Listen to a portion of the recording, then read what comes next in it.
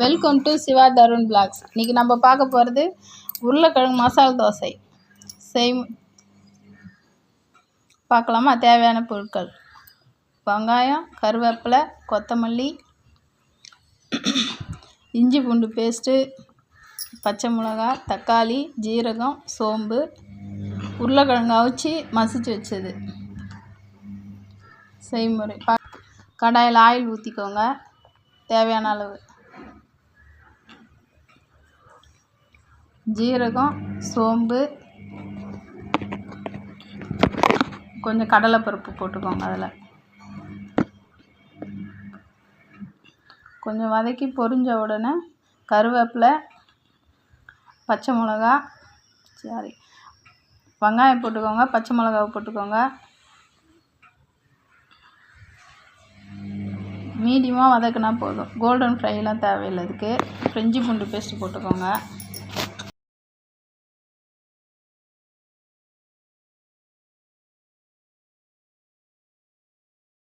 தக்காளி போட்டுக்கோங்க.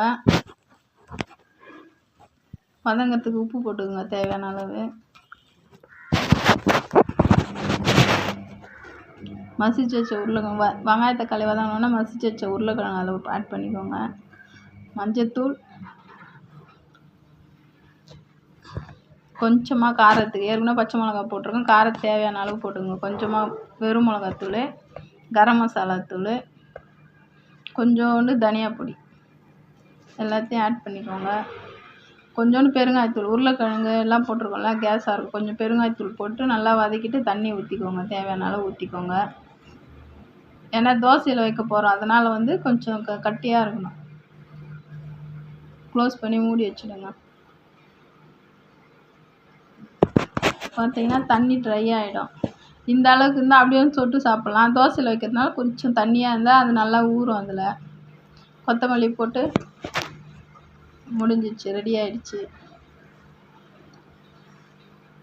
தோசை ஊற்றிக்கோங்க.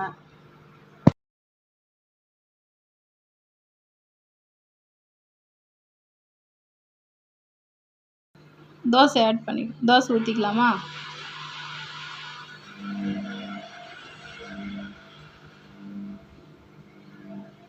கொஞ்சம் மாவு கொஞ்சம் வெந்ததுக்கப்புறம் இந்த மசாலாவை அது மேலே வச்சு நல்லா பரவலாக தடவி விடுங்க.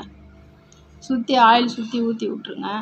அப்படியே நெட்டு போட்டு மூடி கொஞ்சம் மீடியம் ஸ்பீட்லேயே வச்சு நல்லா வேக விடுங்க. நம்ம இப்போ மசாலா தோசை ரெடி.